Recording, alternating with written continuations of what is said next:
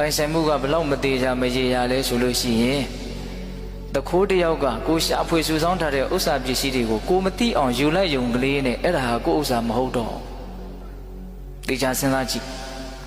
ကိုမသိအောင်ယူလိုက်ယုံကလေးနဲ့ကိုဥစ္စာမဟုတ်တော့ဘူးတချို့ဆိုရင်ဒီဥစ္စာပစ္စည်းကိုရခြင်းလို့ကိုယ့်ကိုအသက်ကိုအန္တရာယ်ကိုရန်ရှာတာတောင်ရှိသေးတယ်ဟုတ်လားဒါကြောင့်ပိုင်ဆိုင်မှုရဲ့အနှစ်သာရကင်းမဲ့ပုံကိုမြင်ဖို့ဘုရားလောင်းကဘာကိုထောက်ပြလဲရန်သူမျိုး၅ပါးကဖြစ်စည်းမဲ့ဆိုရင်လွယ်လွယ်လေးပျက်စီးနိုင်လေတဲ့အဲ့ဒါကိုဦးဇင်းကနည်းနည်းလေးပိတ်တူတွေးစရာလေးတစ်ခုပြောခြင်းသေးတယ်ကံကောင်းလုံးလို့ရေမင်းမင်းခိုးသူမချင်းမနဲ့တတ်တော်သူရန်သူမျိုး၅ပါးကကိုယ်ပိုင်ဥစ္စာပစ္စည်းတွေကိုမဖြစ်စည်းဘူးဆိုအောင်တောင်မှရှင်သန်မှုပျက်စီးပြီဆိုတဲ့အချိန်မှာကိုယ့်ရဲ့ပိုင်ဆိုင်မှုကလည်းပျက်စီးတာပဲအဲ့ဒီအချက်ကိုတော့ဦးဇင်းတို့ဘယ်လိုမှရှောင်လို့မရအောင်ဒါလေးကိုတေချာလေးစဉ်းစားသိခြင်းပိုင်ဆိုင်မှုဆိုတာရှင်သန်မှုပေါ်မှာအဓိကမူတည်နေတာလူတွေကအဲ့ဒီချက်ကိုသိပြီးတော့မတွေးမိကြဘူးလို့ထင်တယ်ဆိုကြပါစို့ကိုကနောက်10နှစ်နေရင်သိမယ်ဆိုရင်ကိုယ့်ရဲ့ပိုင်ဆိုင်မှုဝါက10နှစ်ပဲလေဟုတ်တယ်မဟုတ်လား10နှစ်ပြီးတာနဲ့အဲ့ဒါတွေနဲ့ကိုယ်နဲ့ဘာမှမဆိုင်တော့ဘူးကိုကတလနေရင်သိမယ်ဆိုရင်ကိုယ့်ရဲ့ပိုင်ဆိုင်မှုဝါကတလပဲတလပြီးတာနဲ့ပြီးပြီနားလေဖို့လိုတယ်နော်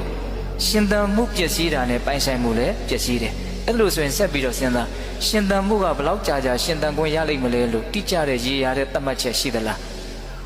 ရှင်သန်မှုကအာမခံချက်မရှိဘူးနော်ရှင်သန်မှုအာမခံချက်မရှိဘူးဆိုတာကိုစိတ်ထဲကပိုင်ပိုင်နိုင်နိုင်နားလည်ဖို့လုပ်တယ်ငါရဲ့ရှင်သန်မှုဆိုတာဘလောက်ကြာကြာရှင်သန်ရလိမ့်မယ်လို့ဆိုတာဘယ်သူမှမသိမြေအိုးတစ်လုံးရဲ့တက်တန်းဟာဘလောက်ကြာလိမ့်မယ်လို့သတ်မှတ်လို့မရသလိုပဲရှင်သန်မှုရဲ့အနေအထားဟာဘလောက်ကြာကြာလို့ဘယ်သူမှပြောလို့မရဘူးအဲ့လိုဆိုရင်ရှင်သန်မှုကပြောလို့မရဘူးဆိုရင်ပိုင်ဆိုင်မှုကလည်းပြောလို့မရဘူးလို့ဖြစ်သွားတာပဲရှင်သန်မှုကအာမခံချက်မရှိဘူးအချိန်မရွေးပြည့်နိုင်တယ်ဆိုရင်ပိုင်ဆိုင်မှုကလည်းအာမခံချက်မရှိတော့ဘူးเนาะနားလည်ဖို့လုပ်တယ်ဟုတ်လားဒါကြောင့်ဘုရားလောင်းက